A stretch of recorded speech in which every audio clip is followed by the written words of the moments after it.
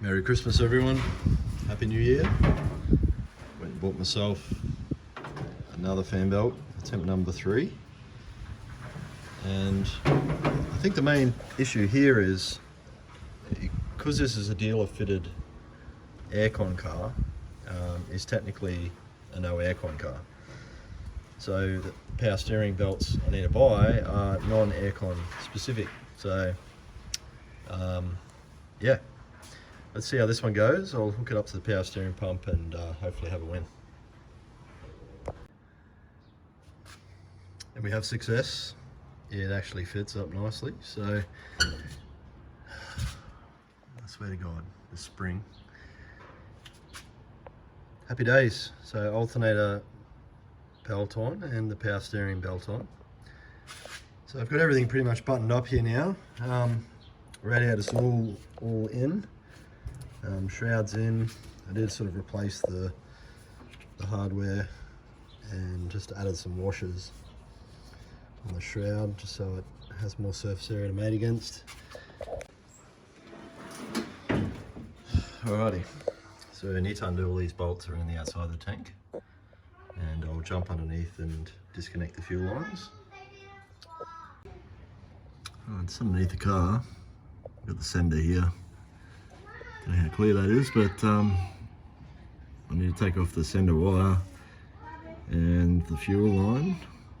I might actually just cut that bit of flexible line there.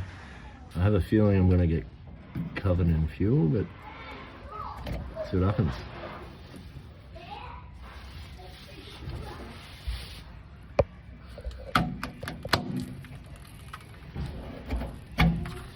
Nothing.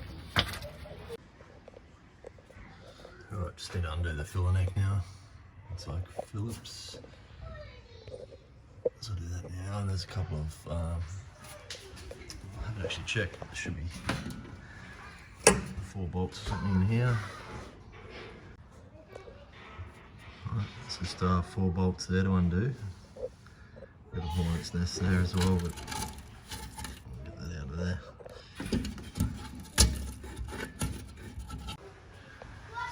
Alright, just undo this.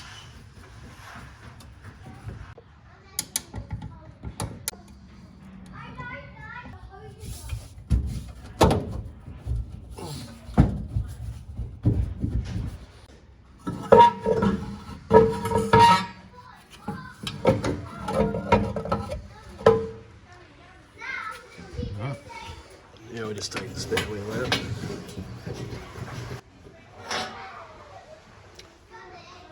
These had a round end. Let's see what we find under here. Not a great deal. This thing's in good nick. That's heavy. This is a pretty old tyre. Olympic qualifier.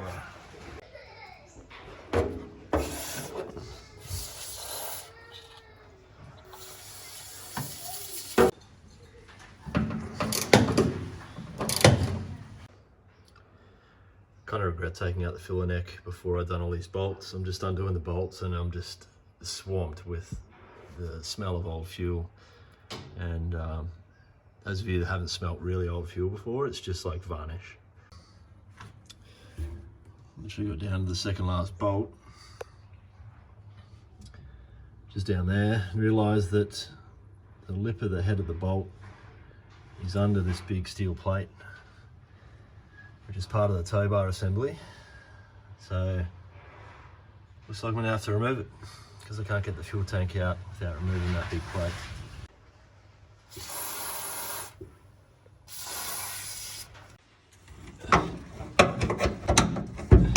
I'm literally sitting inside the boot. I've managed to get all 4 of them cracked. They were tight. That was difficult. The bolts on the other side of these nuts weren't captive, so they just spun. So to get creative there. Those are a lot of wires there. There is a lot of wires. Yeah, but the wires, they don't work. Alright, that was an absolute mission. Had to use a jack, bit of 2x4 and some leverage and pop the tank out of its position. And she's loose and ready to be lifted out. So she's got a little bit of fuel in there, so let's hope I don't bust the poopy valve.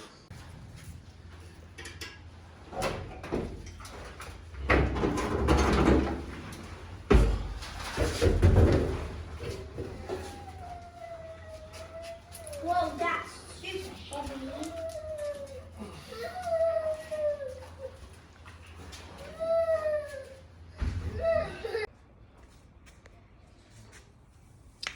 Alright, got the tank out. From a bit of surface rust, it looks to be okay. Sorry, can't really see much in there. Heavily surface rusted.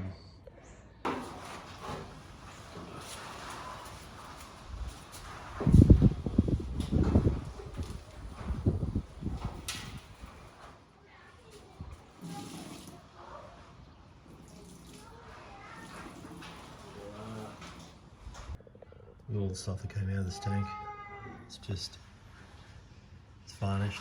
Fuel's almost black. Alright, I've taken out the fuel that was in there, if you could even call it fuel. It was a lot worse than what I thought. See on the edge of it there, that's pretty much how it is in the tank. I'll take out the sender, get the gurney in there and just absolutely smash it. See what happens. It's pretty dirty there as well. I feel like I'm on an archaeological find here, but I should get this off. So the sender should just pull out now.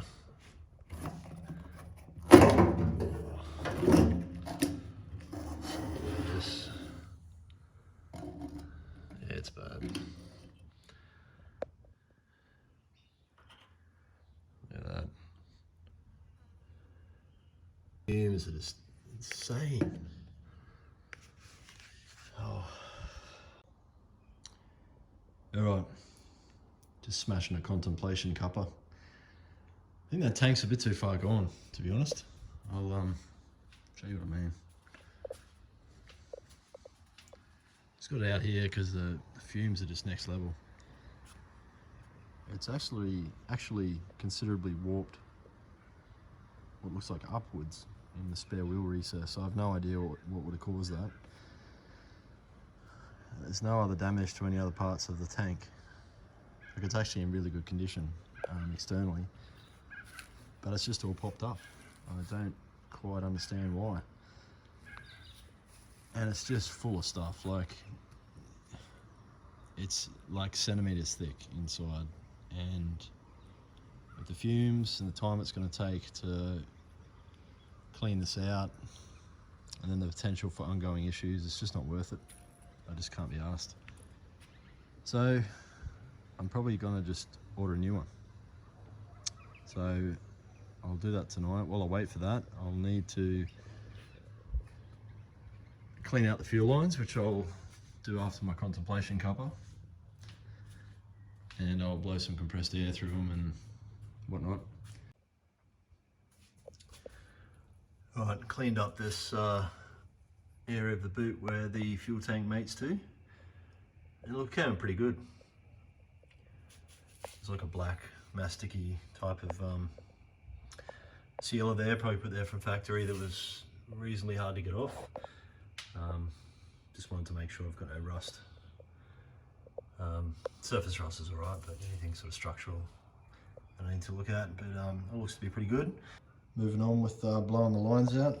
I do have this line here which goes to the front of the car, which I will blow out, and hopefully that's all good. I just was under the car looking at the full length of the line just to make sure there was no sort of obvious issues or signs of it leaking and that sort of stuff, but it looks to be pretty good.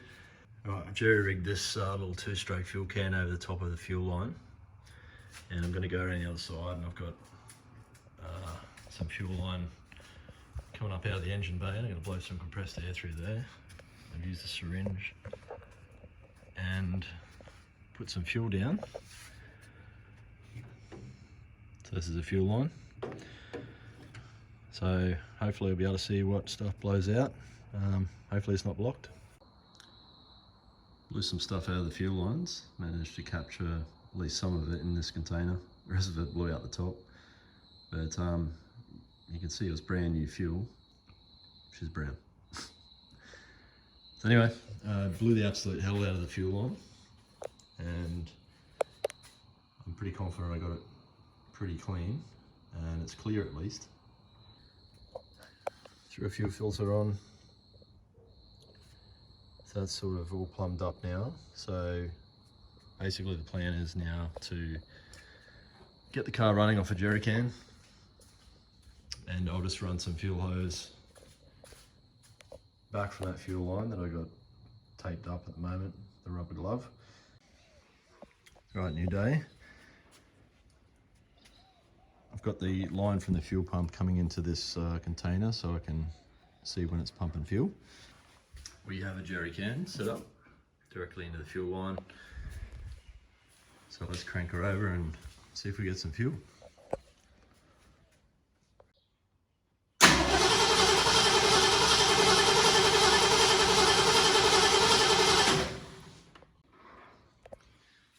Right, we have fuel in there. It's just pumping up from the tank. Fuel pump's working. I'll hook that up to the Carby and let's see if she fires off.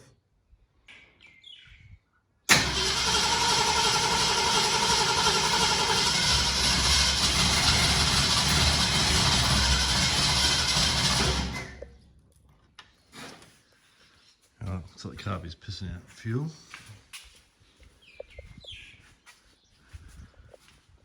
That's not ideal.